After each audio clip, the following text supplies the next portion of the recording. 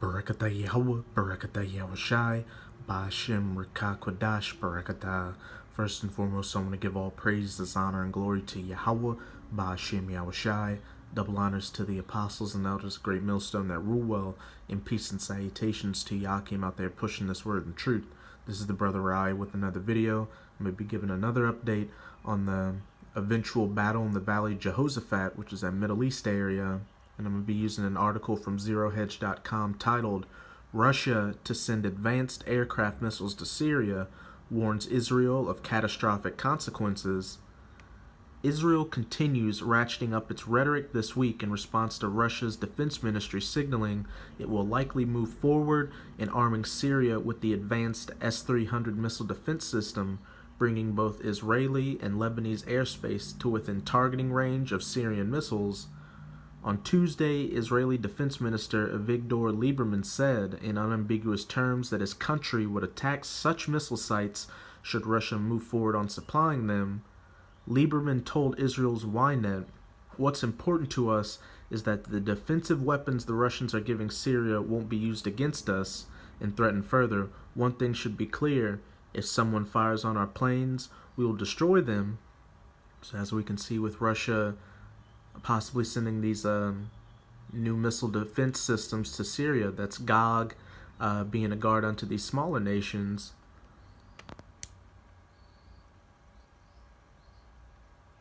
Prime Minister Benjamin Netanyahu has in the past years warned Syria, of which Israel is a significant player, especially given its longtime support of al-Qaeda-linked anti-Assad insurgents to the south of Damascus, made clear that transfer of the S-300 would constitute a red line on which Israel would act. And us over at GMS and anybody else who's in this truth do hope you act, because we're ready to get out of this captivity. You need to stop being a bati boy and grow some cojones, BB. And as we know, Al-Qaeda, such groups, so-called terrorist groups as Al-Qaeda and ISIS, are just proxy armies of the U.S. and Israel, so they can indirectly fight against nations that are against their best interests, and then they'll say, well, we have a reason to come in and fight because we got to stop these terrorists from, say, killing civilians in these countries, or harming women, or BS reasons like that, because we know both of those governments don't give a damn about the average person. They just care about resources and power. In 2013, when Russian President Vladimir Putin reportedly first considered the move, making a major and exceptionally advanced update to Syria's current Soviet air deterrent systems, Netanyahu warned, "We'll destroy your missiles if you deliver them to Assad." He said that Israel would hit them before the system came online. Slaki brothers. Though displaying an early reluctance to derail its delicate diplomatic relationship with Israel, Russia changed its tune on the very morning after the U.S.-led coalition strike took place overnight on April 13th. Russia's first deputy chief of staff, Sergei Rudskoy, said at the time that Russia would reconsider whether to supply air defenses to Assad, an issue previously thought dead as a result of prior Israeli-Russian summits in Sochi. And then as all the nations of the world are coming to find out how much of a devil these American, Israeli, and Israeli Edomites are, even though the Russians are Edomites as well. So Putin knows that he's going to have to be more stern with the U.S. and Israel, because if he doesn't do anything, they're just going to walk over and take out his allies like Syria and then eventually Iran. However, multiple international reports now indicate Russia is likely moving forward with the transfer of the feared system, which has a range of up to 150 to 200 kilometers, or 120 miles max. He's not playing around. Reuters reports, while citing Russia's main state-operated news agency, Russia plans to deliver new air defense systems to Syria in the near future. RIA news agency cited Russia's defense ministry as saying Wednesday. The ministry added it plans to study a U.S. Tomahawk cruise missile captured by Syrian forces in recent attacks in order to improve Russia's own missiles, RIA reported. So as you can see, the Most High allowed the Russians to get their hand on some of these Tomahawk cruise missiles just to make Gog a more deadly enemy against the U.S. And crucially, as Heratz notes, with Putin's S-300, Assad's army could even lock on to IAF aircraft. I think that stands for Israeli Air Force, as they take off from bases within Israel. And as one Israeli defense analyst puts it, Israel should be worried. And that brings me to my first scripture in Joel, Slakia brothers, chapter 3, verse 9. Proclaim ye this among the Gentiles, Russians, Syrians, Iranians, prepare war, wake up the mighty men, let all the men of war draw near, let them come up to that battle of the valley of Jehoshaphat, beat your plowshares into swords, and your pruning hooks into spears, let the weak say I am strong. And with these new S-300 missile defense systems, that definitely is Syria saying they are strong, because they'll have the ability, as it said, to shoot Israeli aircrafts before they even leave Israel. And if they did do that, that'd be definitely them saying they are strong, because as we know, Israel's main ally is the U.S., who's still considered the top dog in the world right now. But as we'll see with the events unfolding in the future, America's going to get dethroned. That whore's going to get cast off the top. And with Israel helping out, with Russia helping out Syria with this new missile defense system, that brings me to Ezekiel chapter 38, I'm going to start at verse 2. Son of man, set thy face against Gog, which we know is Russia, the land of Magog, the chief prince of Meshech and Tubal, and prophesy against him, and say, Thus saith the Lord Yahweh, Behold, I am against thee, O Gog, the chief prince of Meshech and Tubal, and I will turn thee back and put hooks into thy jaws, which means the Most High is turning the Russians back to that old Soviet spirit, to where back then they would send weapons and protection to their allies to help them against the U.S. and its allies. Just think back then, Russia sent those missiles to Cuba, which led to the Cuban Missile Crisis, and today we've got Russia sending missile defense systems to Syria to help them against the U.S. and Israel. And I will bring thee forth and all thine army, horses and horsemen, all of them clothed with all sorts of armor, even a great company with bucklers and shields, all of them handling swords. And that's all the military technology they're going to have in that area. And we're starting to see the beginning of that with these missile defense systems, these S-300s they're sending to the Syrians.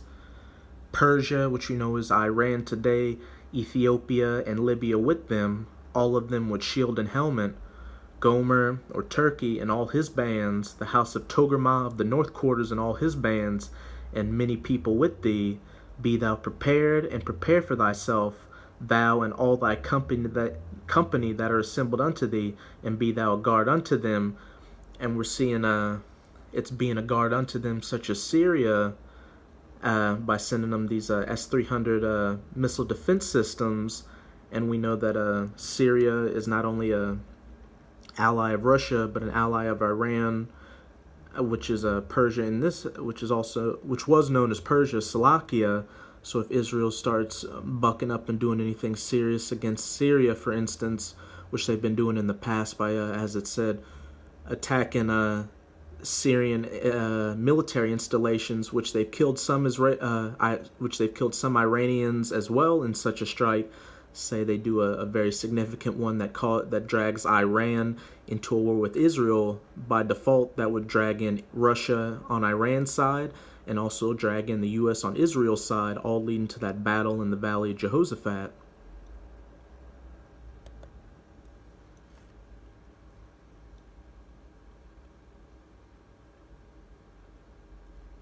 But what's really behind Israel's dire warnings to the world and long-time threats of acting on red lines? It is certainly not out of concern for acts of aggression coming from either Syria or Russia, as neither country has attacked Israel in recent history. Instead, we find the opposite. Israel has attacked Russian-allied Syria frequently with impunity since at least 2013, and it simply wishes to maintain aerial superiority unimpeded. And going back to 2007, when it struck a suspected Syrian nuclear reactor near Deir Zor, as Israeli officials have recently admitted.